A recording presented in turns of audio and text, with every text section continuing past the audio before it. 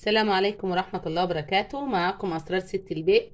النهاردة إن شاء الله هعمل غدوة بسيطة خالص. هعمل صينية بطاطس صغيرة كده مع شوية دبابيس موجودين عندي في التلاجة. أول ما جيت من الشغل على طول رحت قلت لازم أعمل غدا خفيف للأولاد، وهعمل معاهم صينية جلاش باللحمة المفرومة. عندي شوية لحمة معصجين في التلاجة، طلعتهم على الرف قبل ما أطلع الصبح وسبتهم لغايه ما يسيحوا، وبعد كده ارجع اعمل معاكم الغدا. معايا هنا الدبابيس، ومعايا هنا التتبيله دي انا عملتها معاكم في الفرختين اللي قبل كده، فضلوا منهم شويه رحت حطيتهم في البرطمان وحطيتهم في التلاجة. دي عباره عن بصل وطماطم ومستردة وشويه توابل، بابريكا، ملح، فلفل اسود، كمون، بالطريقه دي. خلاص، وهحطهم على الفراخ واتبلهم كويس واركنهم على جنب، ونعمل البطاطس مع بعض بالطريقه دي. انا غسلاها كويس، الدبابيس غسلاها كويس اهي زي ما انتم شايفين. ادخل التتبيله كلها في الدبابيس. انا الدبابيس غسلاها زي ما قلت لكم ومفتحاها بالشكل ده اهو عشان تستوي بسرعه، وهحطها على صينيه البطاطس اللي انا هعملها واركنها شويه واغسل ايدي ونشوف البطاطس هنعملها مع بعض ازاي. واعمل دلوقتي البطاطس. انا سبت الدبابيس بتاعتي تتبل التتبيله اللي انا حطيتها. معايا هنا طماطميتين مبشورين كبار، انا هعمل صينيه بطاطس صغيره يعني مش هعملها كبير على كد الغدا، وبصلايه مبشوره، وجزر مبشور زراير كبيره كده، وهحط فلفل الوان اصفر واحمر، لو عندك فلفل اللي هي حاميه حطيها، وهحط شويه توم،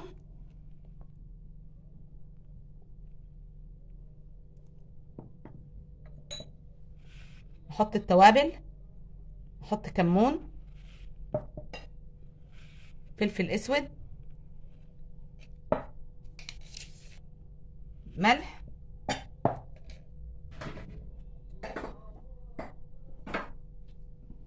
كزبره ناشفه، وده كله ادعكه مع بعض كده اهو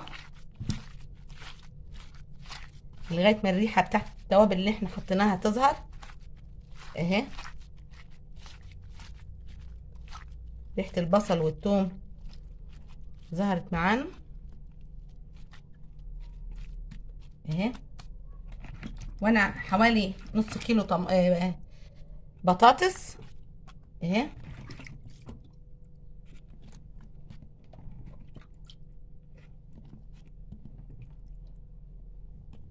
هقلبها كويس كده اهو فيها عشان تدخل في التتبيله برضو اهي بالطريقه دي.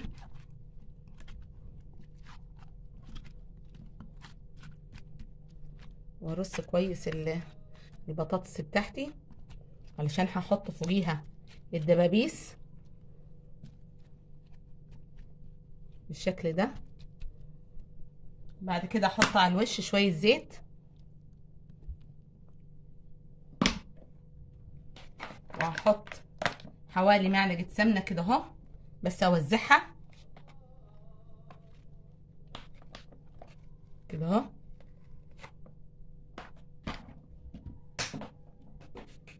وابتدي ارص الدبابيس اللي انا متبلاها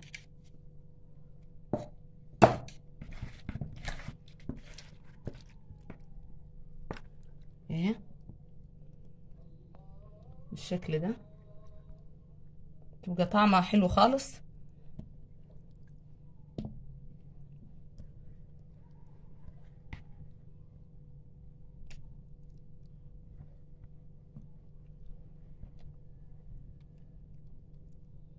اهي واحطها في الفرن ونرجع نشوف هنعمل ايه تاني. ودلوقتي اعمل معاكم صينيه الجلاش اللي باللحمه المفرومه. طب افصل عشان العصر.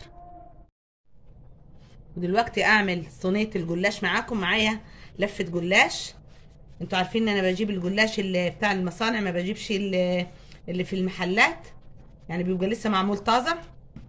ومعايا هنا التتبيله اللي انا هعملها، اللي انا هعمل بيها الجلاش. معايا هنا كوبايه زبادي. والخلطه دي حلوه خالص، عملتها معاكم قبل كده في رمضان، بس عملت الجلاش صوابع.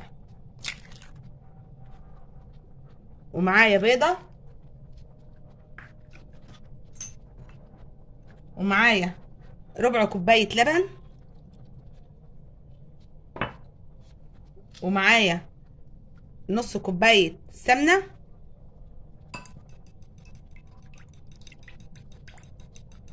دي خلطه حلوه خالص، هتخلي لك الجلاش مورج معاكي وحلو خالص.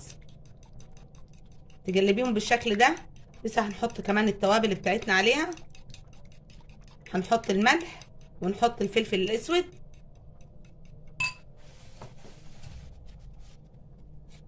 ادي الملح والفلفل الاسود.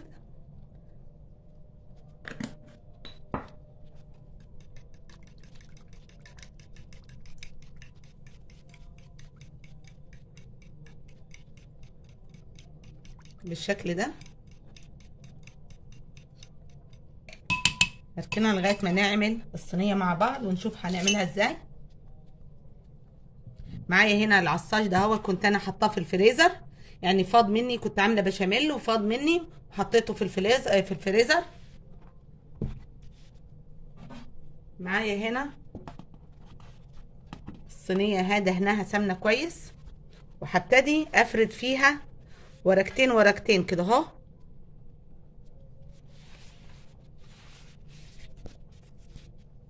بالشكل ده اهي، وتتني كده اهو اهي،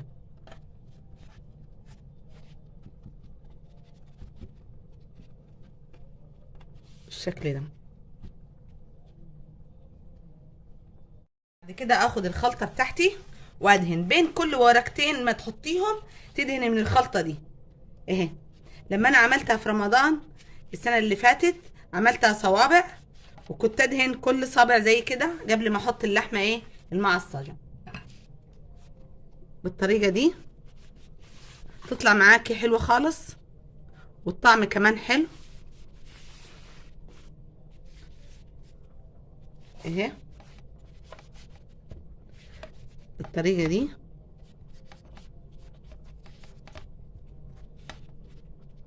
برضو تدهني من الخلطه بتاعتك.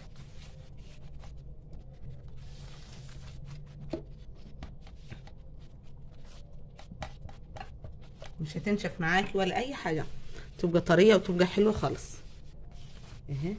هتاخدي نص اللفه بتاعتك، تحطي نصها، وبعد كده تحطي العصاج، بعد كده تحطي النص التاني. لو ورقه مقطوعه زي كده برضو حطيها في النص عادي اهي، زي كده اهي عادي. بعد كده بتفرديها بعد ما تدهنيها كده.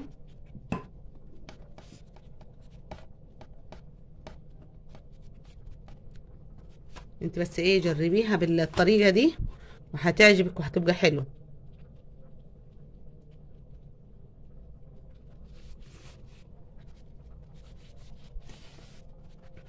اهي.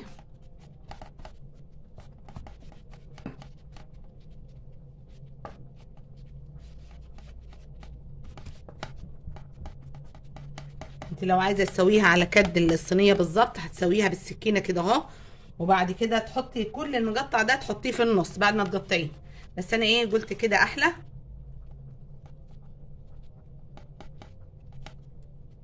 بالشكل ده اهي. بعد كده افضي الخلطه بتاعتي، العصاج بتاعي اهو اهو،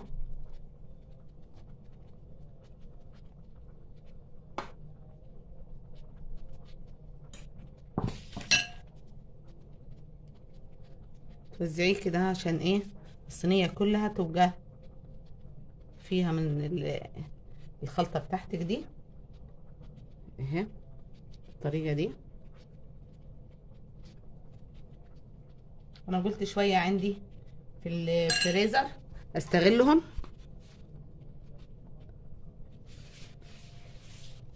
اهي.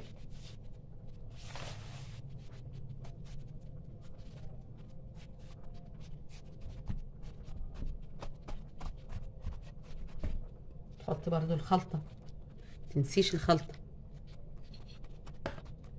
بعد كده في الاخر هنا بعد ما تعمل الخلطه دي في تكايه هحطها في الاخر وهنشوفها مع بعض. بس ايه اخلص الاول اللفه بتاعتي خالص.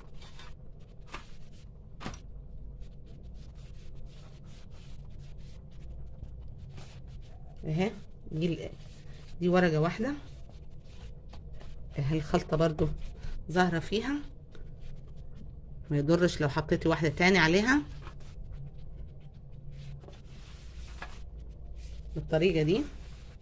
هنا قبل ما اقفل الصينيه بتاعتي هجيب معلقه كبيره بودر واحطها على الخلطه دي.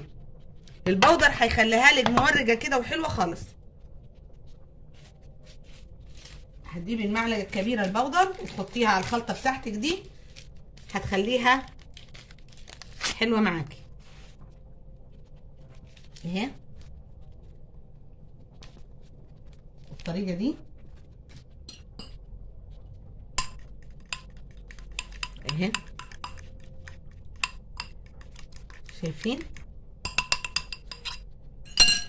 بعد كده هاخد منها واحط كده على الصينيه اهي.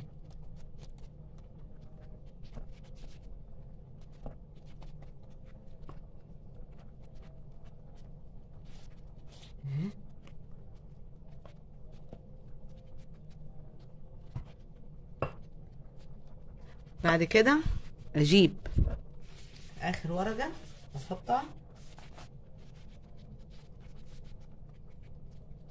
واقفلها كده، يعني ترفعي كده وتنزلي الباقي تنزليه من تحت اهي اهي كده اهو.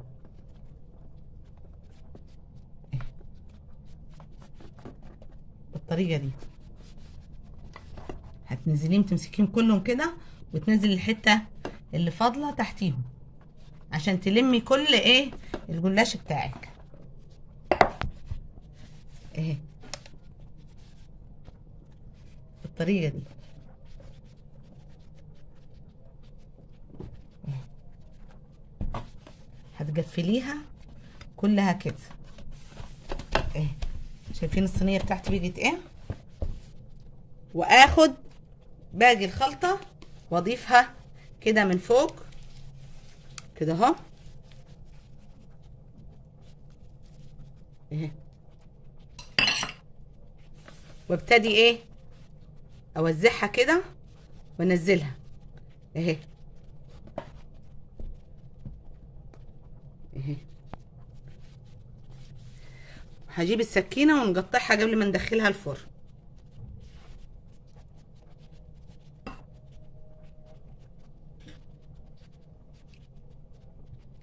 التقطيعه اللي انت عايزاها اهي اهي.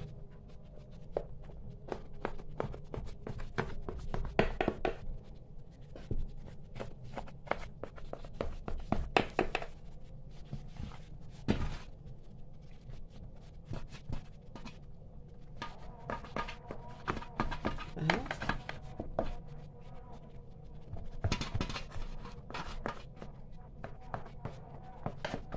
تظبطيها بعد كده تحطيها في الفرن. ما خدتش وقت معاكي.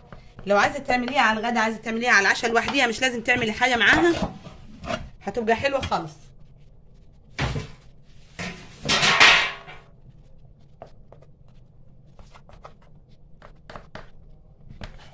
اهي. ونظبطها مع بعض وادخلها ايه جوه الفرن، يعني نداري اللحمه بتاعتنا كده بالطريقه دي. واهي وادي الصينيه خلصت معانا ما خدتش وقت. هدخلها جوه الفرن ونشوفها بعد ما تستوي ان شاء الله. وادي اهي صينيه الجلاش اهي طلعتها من الفرن. الريحه بتاعتها حلوه خالص، شايفين المنظر. وادي صينيه الدبابيس بالبطاطس برضو الشكل والريحه حلوه خالص. وان شاء الله يكون عجبكم الفيديو وتجربوه وتغدوا اولادكم بغدوه زي دي بسيطه. والسلام عليكم ورحمه الله وبركاته.